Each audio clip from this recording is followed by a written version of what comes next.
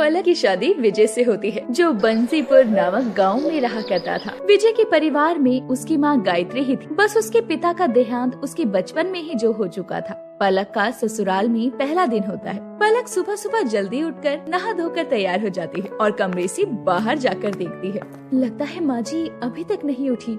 उसके बाद पलक अपनी सास को उठाने उसके कमरे में जाती। तभी दरवाजे से खड़ी होकर देखती है कि उसकी सास अपने मरे हुए पति की तस्वीर से बातें कर रही होती है। अरे सुनते हो जी, मैंने अपनी सारी जिम्मेदारी पूरी कर दी। अपने एकलौते बेटे की शादी भी बड़ी धूमधाम से की है। आप तो मुझे अकेला छोड़कर चले गए, लेकिन मैं ही जानती हूँ कि मैंने कैसे उसे पाला है। ये देखकर पलक को बहुत बुरा लगता है, लेकिन वो गायत्री को नहीं पता चलने देती कि उसने सब कुछ सुन लिया है और वो कमरे के अंदर जाकर बोलती है, नमस्ते माँ जी, नाश्ते में क्या बनाना है?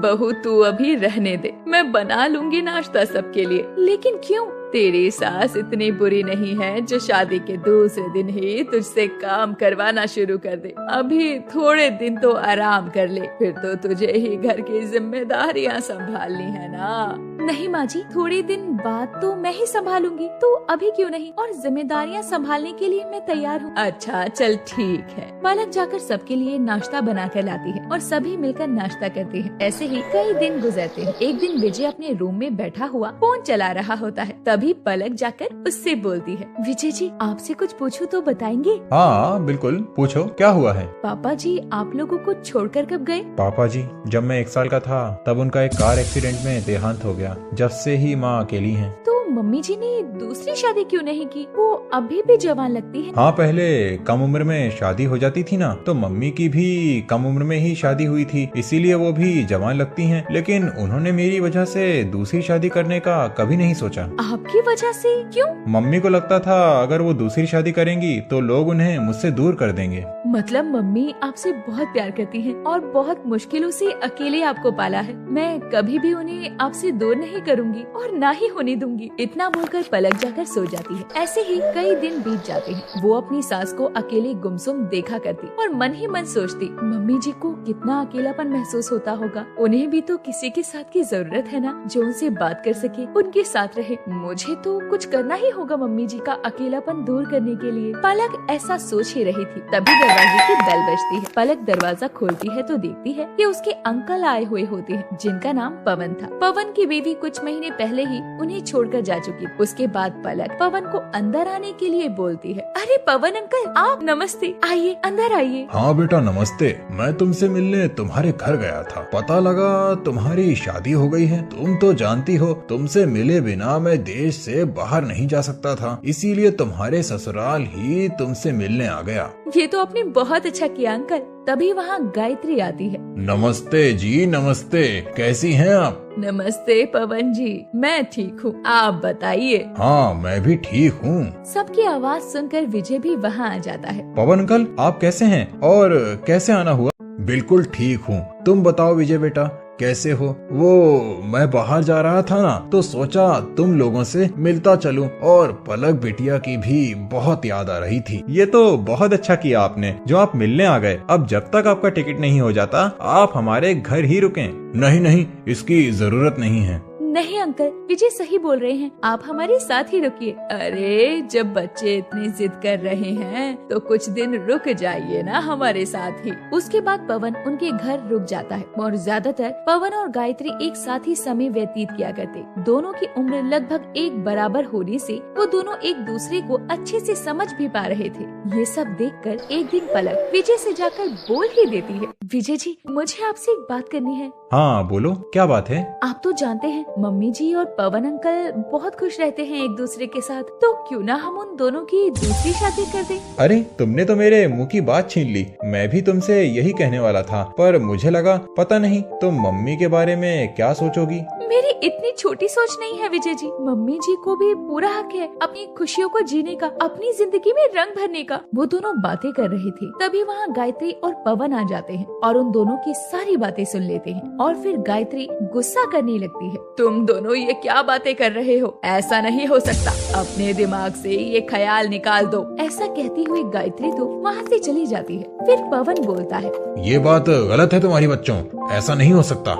ऐसा बोलते हुए पवन भी वहाँ से चला जाता है। पवन और गायत्री को मनाने के चक्कर में कई दिन बीत जाते हैं और फिर विजय पवन को समझाता है। अंकल, आपको मम्मी पसंद नहीं है क्या? आप भी अकेले हैं और मम्मी भी सालों से अकेली हैं। अगर आप दोनों एक हो जाते हैं तो इससे आप दोनों को ही जीने का सहारा मिल जाएगा। नहीं बेटा, मैं तो तुम्हारी अम्मा को पसंद करता हूँ, लेकिन तुम तो जानते हो कि मेरी पहली बीवी मुझे छोड़कर चली गई थी और उससे मैं बहुत प्यार करता था, पर अब नहीं करता। और फिर तुम तो लोगों को जानते ही हो कि कितनी बातें बनाते हैं। अरे अंकल, आप लोगों के लिए अपनी खुशियों को क्यों कुर्बान कर रहे हैं? विजय के बहुत समझाने पर पवन मान जाता है। उसके बाद पलक भी अपनी सास को शादी के लिए हाँ करवाने में लग जाती है। उसे उठते बैठते टोकती और उसके पीछे पड़ जाती। आखिर में गायत्री को अपनी बहू पलक के आगे घुटने टेकने पड़ते हैं और वो शादी के लिए हाँ करती है। फिर दोनों गायत्री और पवन की शादी कर देते हैं। शादी होने के बाद गायत्री पवन के साथ उसके घर में चली जाती है और जैसे ही वो प्रवेश करने वाली होती है तभी पड़ोस की कुछ औरतें आकर उन्हें ताना देने लगती है। अरे देखो देखो,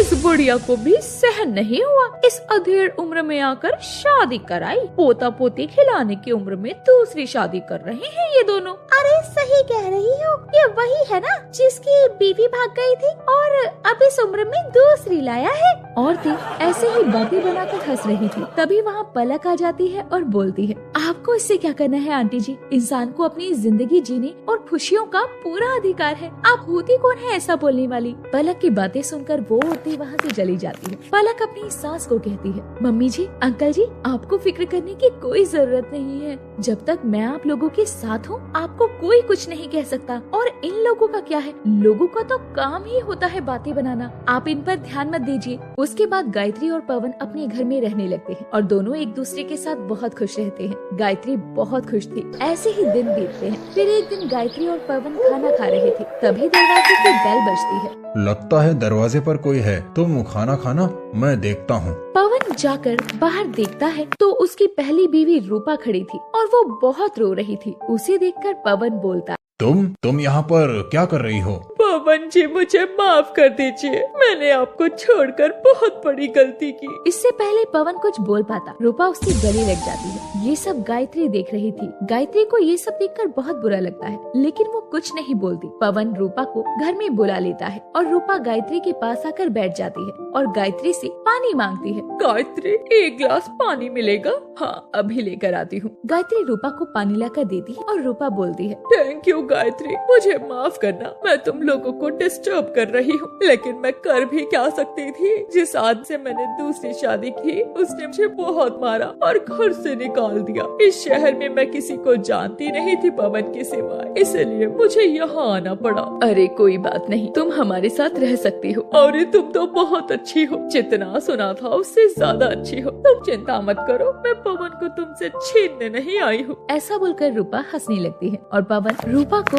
गेस्ट रूम में ले जाकर छोड़ देता है और रूपा वहाँ रहने लगती है। ऐसे ही एक दो दिन बीत जाते हैं। एक दिन गायत्री मंदिर जाती है और उसके पीछे पवन और रूपा घर में अकेले थे। पवन नौकर से एक गिलास पानी मंगवाता है, लेकिन नौकर की जगह रूपा पानी लेकर आती है। अरे रूपा, तुम क्यों पानी लेकर आई? मैंने नौकर से कहा था। अरे नौकर तो गायत्री के साथ बाजार गए हैं, इसलिए पानी लेकर मैं आ गई। जैसे ही पवन पानी पीता है तो उसे नशा होने लगता है, वो बेहोश हो जाता है। फिर रूपा अलमारी की तिजोरी से सारे पैसे जेवरात लेकर वहाँ से निकल जाती है और गाड़ी में बैठकर भागने लगती है। तभी थोड़ी दूर चलने के बाद गाड़ी एकदम से रुकती है और रूपा बोलती है, ए ड्राइवर, गाड़ी क्यों रोक रहा है यहाँ? मेम साहब, आगे पुलिस खड़ी है। पुलिस का नाम सुनकर रूपा घबरा जाती है। क्या हुआ मेम साहब, आप इतना घबरा क्यों गई? पुलिस वाले कुछ चेक कर रहे होंगे। रूपा नहीं जानती थी कि पुलिस वाले रूपा की ही तलाश में थे और जैसे ही पुलिस रूपा को देखती है उसे पकड़ लेती है। यही है वो लड़की, पकड़ के इसे अरेस्ट कर लो। अरे लेकिन मैंने क्या किया है?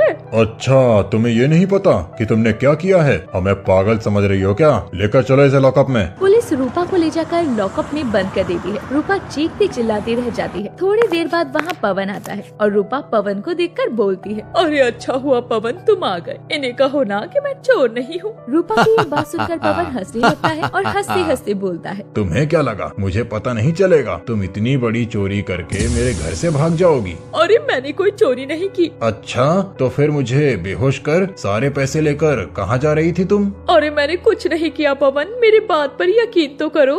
भरोसे के लायक तुम हो ही नहीं। सही टाइम पर विजय ने तुम्हारी सारी बातें सुनाई, वरना आज तो मैं बर्बाद ही हो गया होता। चिंता मत करिए पवन जी, इसे हम देख लेंगे। आप जाइए, आपके घर तो पार्टी है ना, एंजॉय कीजिए। उसके बाद पवन वहाँ से चला जाता है और रूपा को सजा हो जाती है। इधर पवन और गायत्री अपनी जिंदगी बहुत ही खुशहाली के साथ जीते हैं।